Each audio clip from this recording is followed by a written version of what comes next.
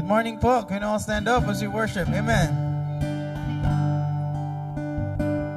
Alam ko po na kakaunti lang tayo, pero we're here to serve and worship the Lord. Amen. Before we start, let's all say a prayer. Dear Heavenly Father, our good Father, we thank you, Lord Jesus, for this wonderful morning that you have blessed us with, for the freedom of worship that we are about to experience, Lord God. Lord Jesus, we thank you for the things we have experienced this week, Lord God. All the troubles, all the blessings, all the miracles that you keep bringing into our lives, Lord God. So this morning, Lord, guide us as we ready our hearts and our minds for you, to feel your presence, to lift your name up high, and to just grow deeper in the relationship with you, Lord, as our pastor delivers the word. Lord Jesus, guide our pastor as he shepherds his people, Lord God. Lord, we thank you for the small things, for the things that sometimes we take for granted, Lord Jesus. We pray for all the families that are represented in this place, our friends that are not here, Lord God. Will you guide them? And for those who are just making their way to church this morning. So Lord, we offer you everything. We offer your voices, our praise, and our focus this morning. We love you, Lord Jesus. You are our good Father. You are the perfect one for us, the only one for us. And we pray all these things. And everyone say, Amen.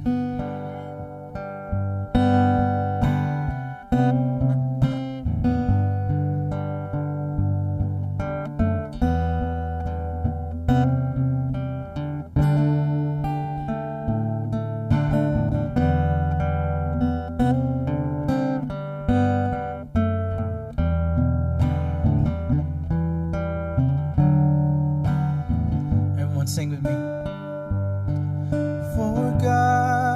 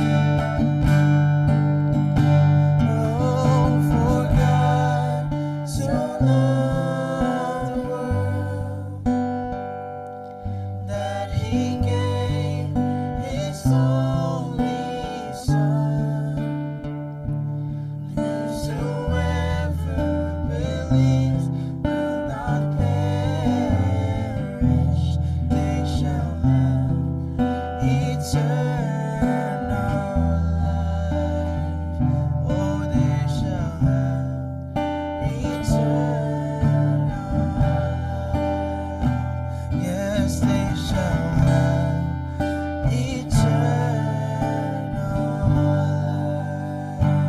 Amen. Let's give a round of applause for Jesus.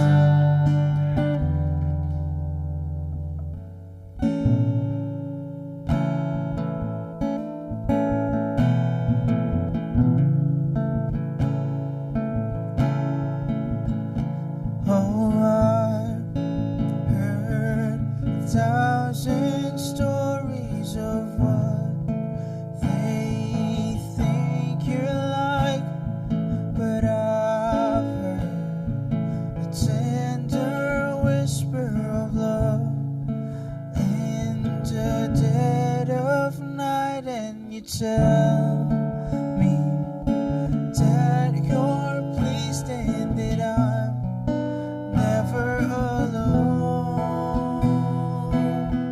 You're a good, good Father. It's who you are. It's who you are.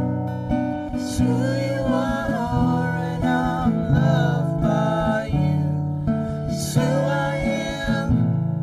It's who I am. It's who I am. Oh, and I've seen many searching for answers far and wide, but I know that we're all searching for answers only you provide, 'cause you know just what we need before we say a word. You're a good, good Father. It's who you are. It's who you are. It's who you are, and I'm loved by you. It's who I am. It's who I am. It's who I am. You're a good, good Father. It's who you are. It's who you are. It's who you are, and I'm loved by you. It's who I am. It's who I am. It's who I am, because you are perfect in all of your ways. You are perfect in all of your ways. You are perfect in all of your ways to us.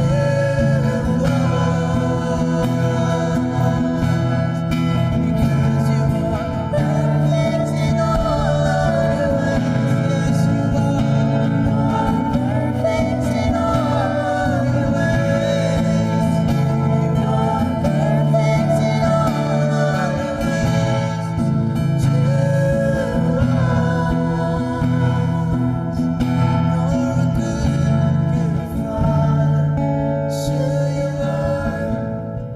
It's who you are. It's who you are, and I'm loved by you.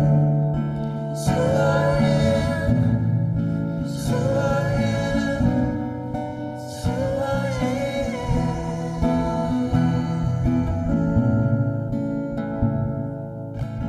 Yes, Lord Jesus, you are the good, good Father, Lord. And it's true, Lord, like us, your children, when we have fear and doubts, we run to you, Lord God. Because there is power in your name. So this morning, Lord, there's only a few of us, but we know that you are here, listening to our cries, listening to our prayers. All the things that we think about, Lord Jesus, all the doubts in our minds, take him away, Lord God. Because we know that there is power when we say Jesus, when we say that our Father is you.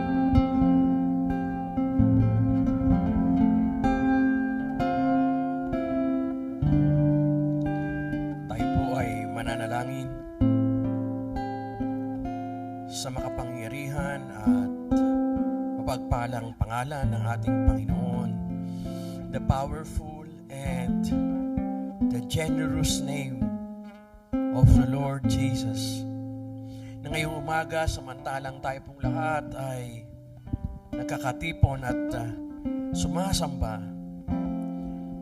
tandaan po ninyo ang pangako ng salita ng Panginoon, na kung saan tayong lahat ay natitipon sa pangalan ng Panginoong Hesus, siya ay nasa ating kalagitnaan. Sa pamamagitan ng banal na Espiritu, ngayong umagang ito, tayo magpapasalamat, magpupuri, sasamba at higit sa lahat, binibigyan din tayo ng pagkakataon para humiling, para manalangin. Aming Ama at aming Diyos, sa umagang ito, sama-sama po kaming lumalapit sa iyo at nagpapasalamat sa pagkakataong ito na binigay mo sa amin. Para po kami ay magpasalamat at magpuri sa iyo sapagkat napakarami pong biyaya ang walang katapusan at walang hanggan mo pong ipinagkakaloob mo sa amin. Kahit na minsan ay parang hindi po namin nakikita, pero at the end of the day, Lord, ang mga bagay po ay nagkakalakip-lakip at nangyayari na nagpapatunay ng iyong kapangyarihan.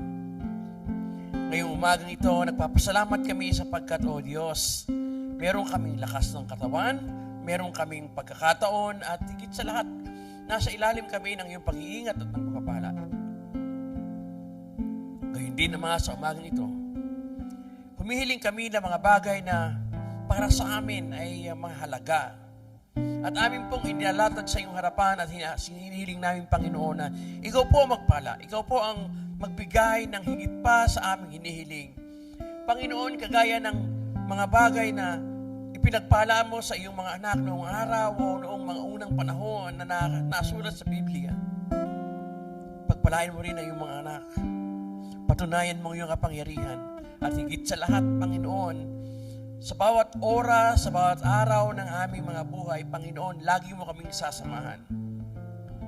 Iingatan mo kaming lahat at patuloy kami, Panginoong, ipapasakop sa ilalim ng iyong biyaya, ng iyong presensya at ng iyong kapangyarihan. Ama, sa umaga ito, samantalang kami nagpupuri at nagpapasalamat, ang ilang mga kapatiran na wala rito ngayon ay amin ding idinadalangin na pagpalain mo rin sila at ibigay mo sa kanila, Panginoon, ang kanilang hinihiling. Gayon din ang mga kapatid namin na makakapanood ng delayed broadcast na aming pagsamba sa pamagitan ng social media o ilan pang mga pagkakataon. Panginoon, dalangin namin, ikaw po magpala. Ang mga salita mo, ang aming awit, ang aming pagsamba, ay gamitin mo, Panginoon, na bihikulo o pagkakataon para ang mga tao ay makalapit sa iyo.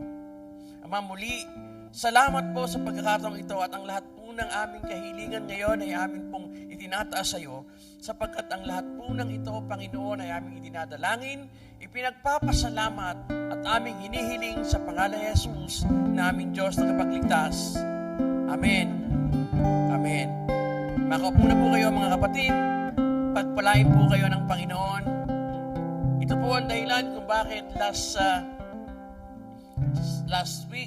Sunday ay atin pong in-advance ang celebration ng Father's Day dahil sa alam po natin na maraming aalis at this week, and alam nyo, it is the beginning of vacation. Ito na po yung first weekend nang walang pasok ang mga bata, kaya marami po ang nagbiyahe.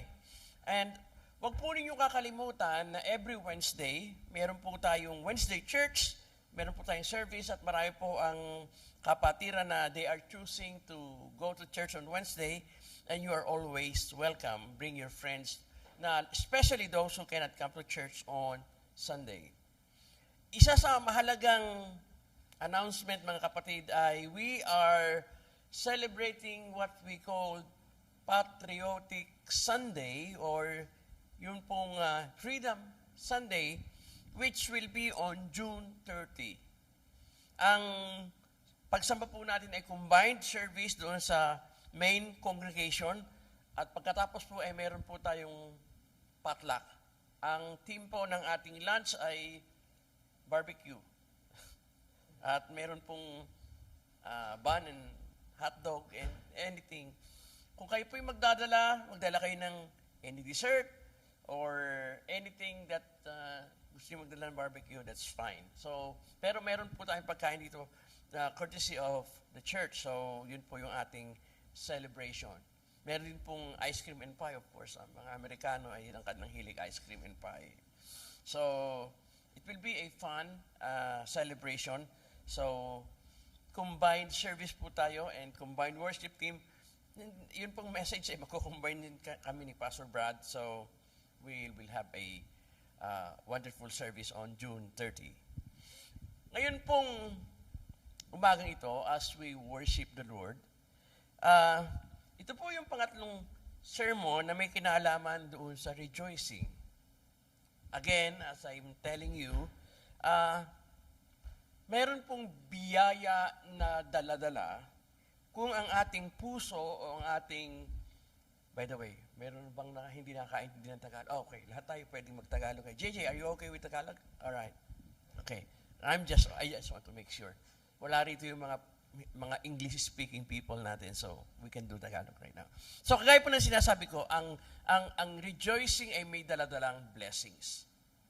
Ang other side of the coin, yun pong tinatawag na lament o yung pag-iyak, may dala po yun na biyaya kasi it makes people humble. Kaya nga, sa story ni King David, makikita po niyo napakaraming niyang mga psalms na sinulat niya under the spirit and under the motive of lament. Pero yung pong rejoicing, marami ding mga psalms si David na sinulat niya na nagpapakita ng kanyang kagalakan. Kasi po, nagdadala po yun ng biyaya sa atin.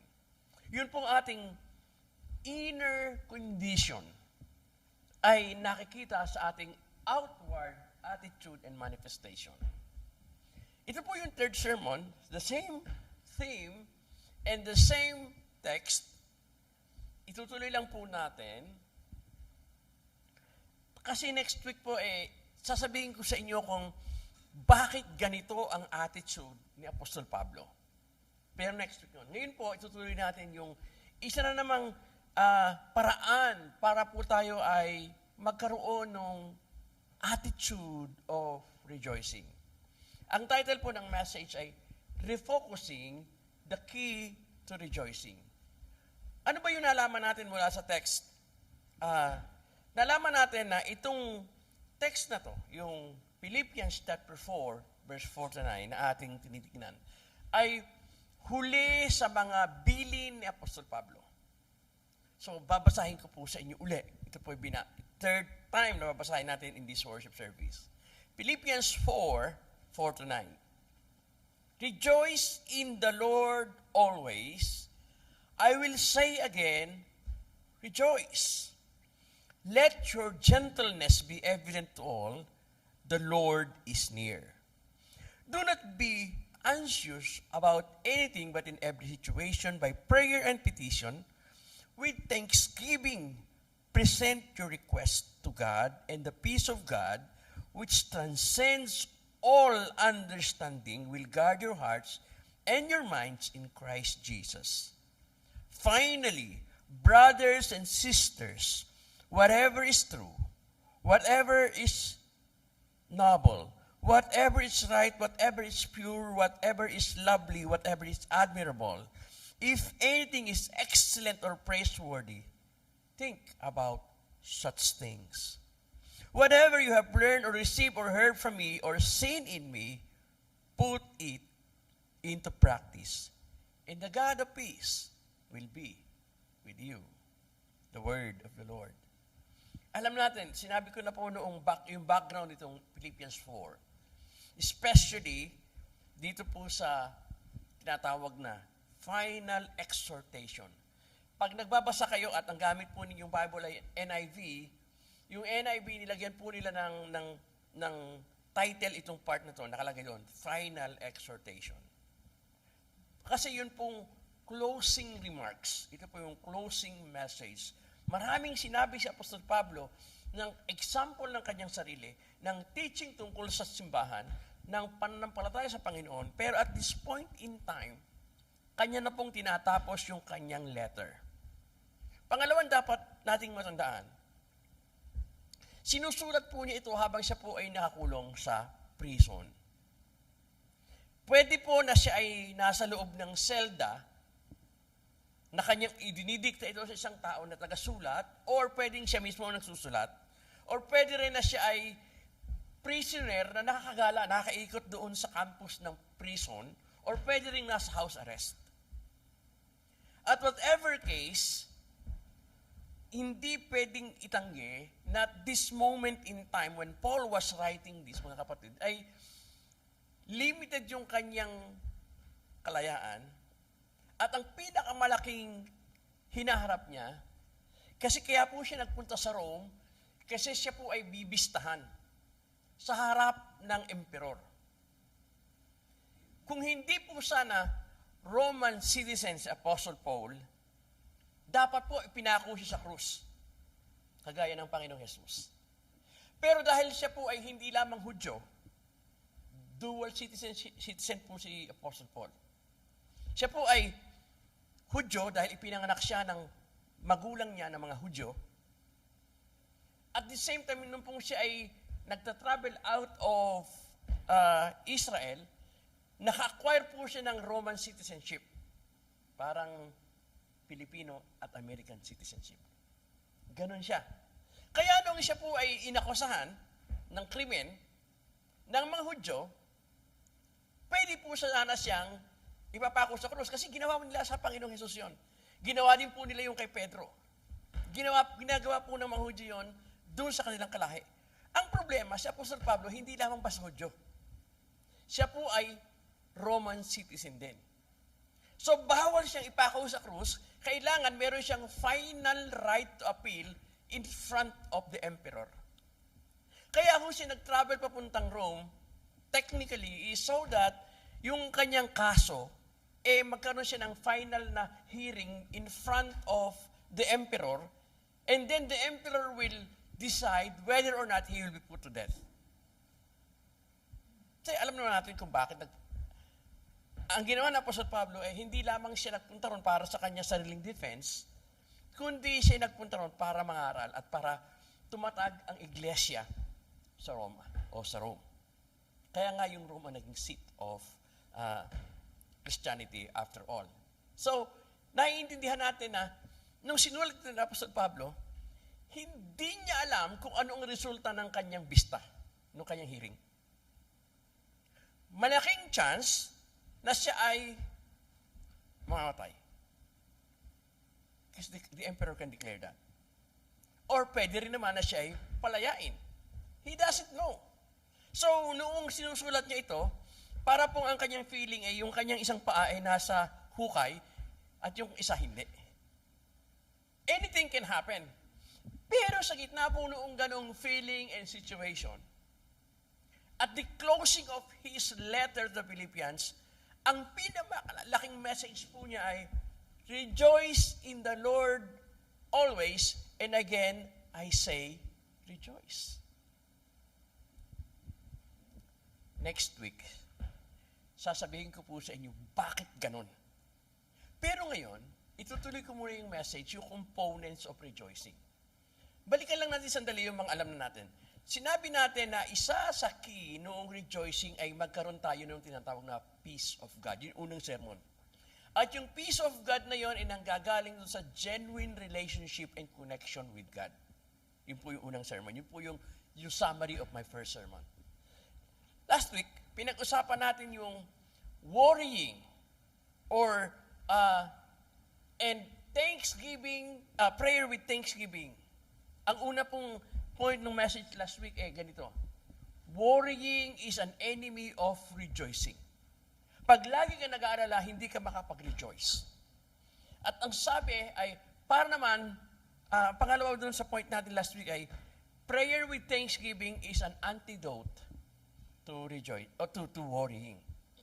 At sabi natin, merong dalawang klase ng worry. Yung isa, yung healthy na it will make you judicious and careful and cautious. Yung isa naman ay yung detrimental, nakakasira sa atin, yung nakaka-apekto sa ating mental and emotional and even physical health. Yung worry na yun. Ngayon, sa umagang ito, yung third installment noong tinatawag na components of rejoicing. Kasi inuutusan tayo ng Pastor Pablo na maging magalakin or to rejoice. Isa at panghuli doon sa component na ito ay yung refocusing. Dahil ganito po yung sinabi niya. Ito na yung kanyang closing statement, pero doon sa kanyang sulat, ginamit niya yung word doon sa verse 8, finally. So, closing statement, closing paragraph. Ito po yung parting thoughts. Dito na po siya ngayon kasi yung susunod po nito, benediction na yung kanyang prayer. Pastor siya eh. So, he blesses people by his words and writing. Kaya yung huli ay benediction. And now may the God of peace or the God of grace be with you. Ganun po yung kanyang closing. Ngayon, yung last sentences, ito po yung sabi niya. Finally. So, ang dami-dami niya nang sinabi, and now, magtatapos na siya, ang sabi niya, finally, brothers and sisters, whatever is true, whatever is noble, whatever is right, whatever is pure, whatever is lovely, whatever is admirable, if anything is excellent or praiseworthy, think about such things. Kung siya po ay sumulat ng isang tula, nandun na po siya sa last stanza. Dahil ito ay isang letter of teaching and encouragement and exhortation. By the way, ang tawag po dito ay pastoral letter. Okay? Sulat ng pastor sa kanyang mga miyembro. Tinuturuan sila. Parang, kung tutuusin, ito ay isang sermon ni Apostol Pablo na sinasabi niya sa kanyang mga kapatiran, sa mga miyembro ng church. Pero wala siya, kaya sinulat na lang niya. Kaya yung huling words na to, yung huli, yung finally, ito po ay importante. At kung papansinin niyo, yung mga words na ginamit ni Apostol Pablo, true, noble, right, pure, lovely, admirable, anything is excellent, anything is praiseworthy. Lahat po yon, ang tawag doon ay positive thoughts and positive reinforcement. Sinasabihan po niya yung mga tao na dito kayo mag-concentrate, ito ang inyong pag-isipan. Kaya nga ang title natin ay refocusing is a key to rejoicing. Sinasabi po ni Apostol Pablo na ganito, napakarami ng pwede ninyong isipin, napakarami ng pwede kayong mag-alala, matakot, pero ito ang mga bagay na dapat ninyong pag-ukulan ng pansin. Hindi ko na po isa-isahin kung ano yung ibig sabihin ng true, noble, kasi madali lang naman maintindihan yan. Anything that is positive, anything that will help us, anything that will encourage us, anything that will edify us, think about such things. Tapos na sana yung sermon dito eh. Pero, may dahilan po kasi kung bakit itinutulak ni Apostol Pablo ang kanyang mga kapatiran, ang mga mananampalataya sa Pilipos, na ito ang isipin.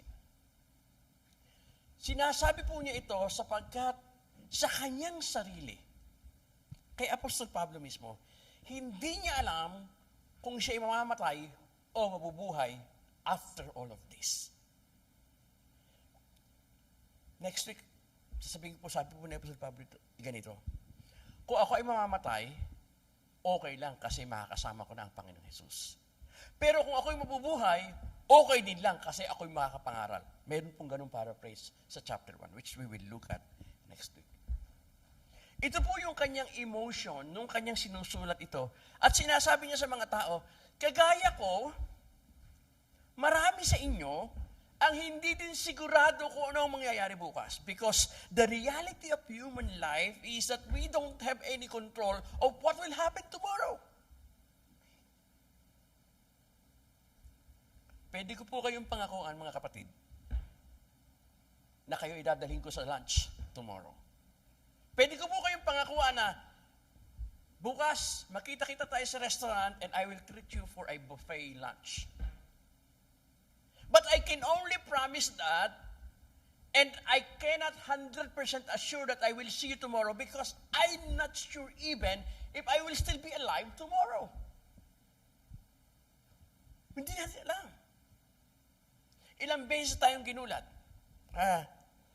ng mga balita na bigla-bigla na lang, ay, wala na.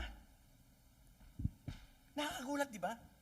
This week, di ba, last week, Father's Day celebration natin, in-honor natin yung ating mga graduates at saka yung mga estudyante natin na nakatapos ng kanilang one-year school bago pumasok sila sa eskwela this coming fall, pagpipray uli natin sila. At habang dumating sila, Sister Mina, yung kapatiran natin na kasama namin dati sa Anaheim, that now lives in Hacienda Heights. Habang kumakain kami, naka-receive siya ng text message kasi yung isa naming kaibigan, Sister Josie, passed away. Josie Lindo from Antipolo Church of the Nazarene. Kulat na kulat kami sapagkat hindi namin nakala. Kasi matanda lang siya siguro sa amin ng mga 1 or 2 years. And we even don't know that she got sick. She passed away. So, reality ng buhay, yung tinatawag na uncertainty. At ang problema, kung ikaw ay uncertain, mahirap talagang mag-rejoice. Because, makakapag-rejoice ka lang technically kung sigurado ka kung ano mangyayari bukas. Pero dahil hindi mo alam kung ano mangyayari bukas, mahirap mag-rejoice.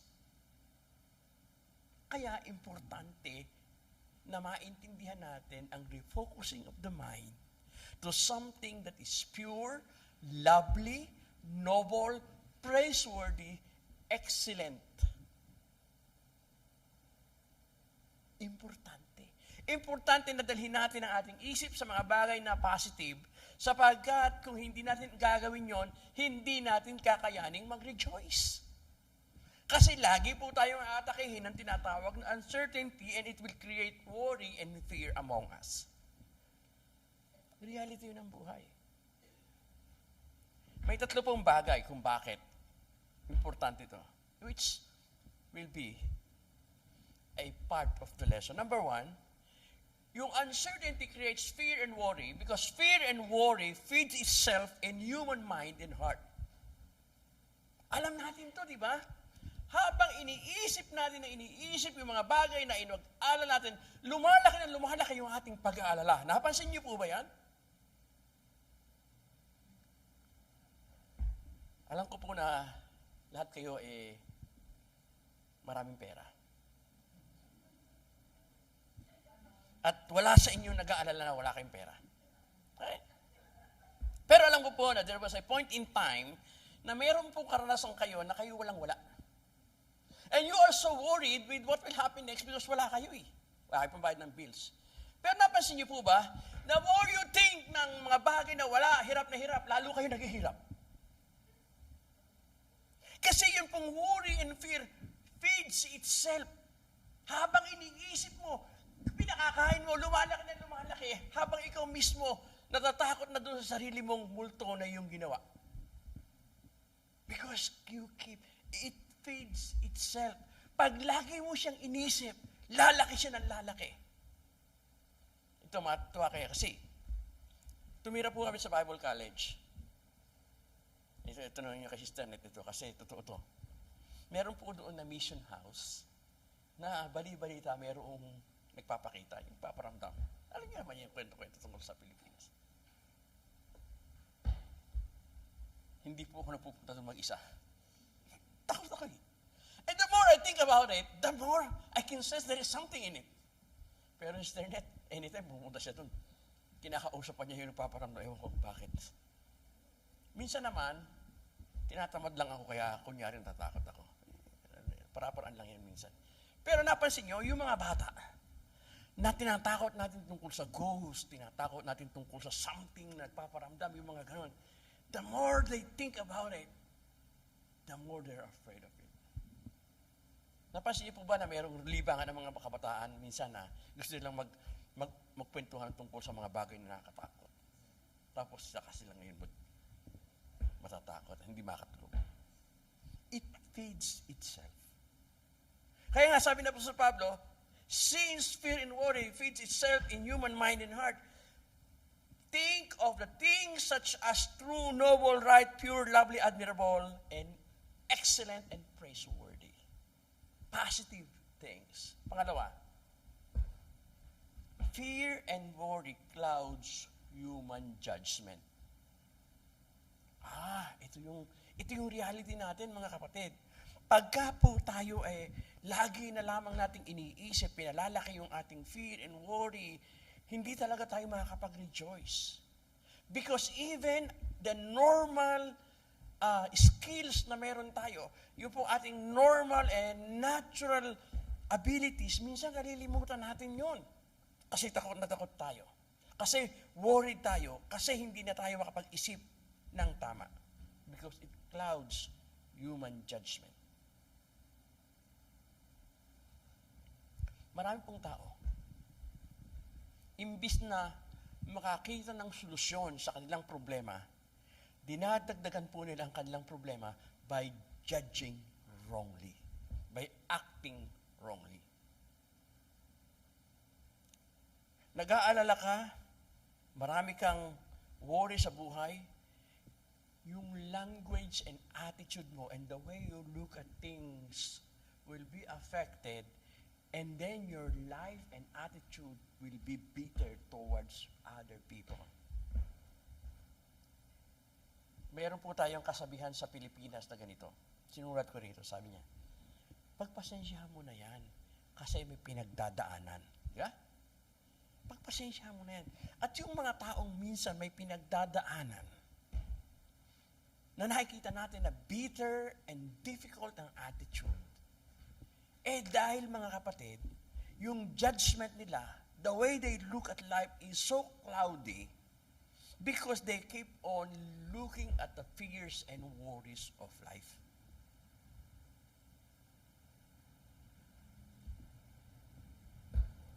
Ilang beses, meron sanang madaling solusyon sa ating problema. Pero imbis na nakita natin yung solusyon at ginawa natin to, nagmadali tayo dahil sa ating takot. At dahil sa ating takot, dinagdagan natin yung ating problema. It clouds human judgment. Kaya nga sabi ni Apostol Pablo, kahit na hindi ko sigurado kung mabubuhay ako mamamatay, kahit hindi kayo sigurado kung ano mangyayari sa inyo, hindi na bali. Mag-rejoice kayo at mag-rejoice lamang kayo kung kayo titingin, mag-iisip ng mga bagay na positive. Pangatlo po, bakit ito yung final paragraph noong pastoral letter ni Apostle Paul? Sabi ko kanina, fear and worry feeds itself. Pinalalaki natin. Pangalawa, yung fear and worry clouds our judgment. Pangatlo, fear and worry limits human potential. Natandaan po ba ninyo na may mga pagkakataon that you cannot even decide, that you don't know what to do because you feel you are so paralyzed because you are so afraid? Maraming beses yan. Sa Mark chapter 4, isang araw, ang Panginoong Jesus with His disciples, sila po'y naglalayag. Tatawid sila noong Lake Gennesaret or Lake of Galilee, ang tawag ng iba. Ng marami. Bigla pong merong storm. At sila po'y lahat ay natakot. At ang sabi nila sa Panginoon, don't you care if we drown? Meron na po sila agad judgment, meron na silang conclusion na sila yung mamatay.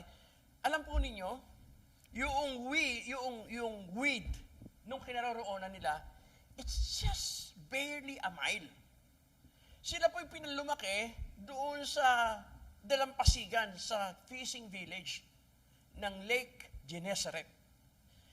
Sila po'y professional na mangingisda. Baliwala dapat sa kanilang languyin, patawid. Kaya nila yun eh. Pero nalimutan nila na sila skilled swimmers because they already judged, they already concluded that they will die, they will drown. Nalimutan na sila na sila pala capable to swim if ever there will be a need for that.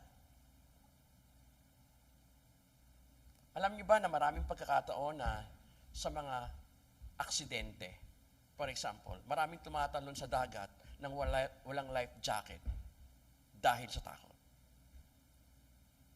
Minsan meron tayong mga skills, meron tayong mga alam, meron tayong kakayahan, pero hindi natin nagagamit at hindi natin nagagawa dahil sa takot at dahil sa pag-aalala.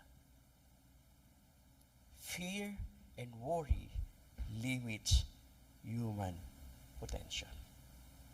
Yung iyong problem-solving skills, yung iyong humility, yung iyong capacity to think and analyze things are being shut down. You cannot think, you cannot decide, you cannot positively analyze because you keep on looking at your fears and your worries. Kaya nga sabi na Apostol Pablo, whatever is true, whatever is noble, whatever is right, whatever is pure, whatever is lovely, whatever is admirable, everything, if anything is excellent or praiseworthy, think about such things. So, ganito po ngayong umaga. Before I give you Paul's reason next week, ito po yung pangatlong installment on the components of rejoicing. Una po, sabi ko doon sa unang sermon ay, hilingin natin yung peace of God mapasa atin. Sa pangalawang sermon po, sabi natin sa conclusion, sabi natin, let us pray with thanksgiving. Pangatlo ngayong umagang ito, no sa components to rejoice, is refocus our minds on the positive things in life. Tatanungin ko po kayo, ano bang ating ipinag-aalala? Meron ba sa atin na mapagdaragdag ng anuman sa buhay natin sa pamamagitan ng pag-aalala? Wala po eh. Ang pag-aalala lang natin ay magpapalaki ng ating takot. Ang pag-aalala natin ay magbabago ng ating kaisipan. Ang pag-aalala natin ay magbibigay sa atin ng kahinaan. It will feed itself, it will cloud our judgment, and it will limit our potential. Therefore, ngayong umaga, maging positive thinker tayo. Hindi lang basta positive in the measure of the world, but positive in relation to how God would like us to think. True, noble, excellent, praiseworthy, lovely, admirable. Think about such things. So, magtatapos po ako mga kapatid sa paghiling sa inyo na nawa po, hilingin natin sa Panginoon. Bagamat totoo na we cannot control what will happen next.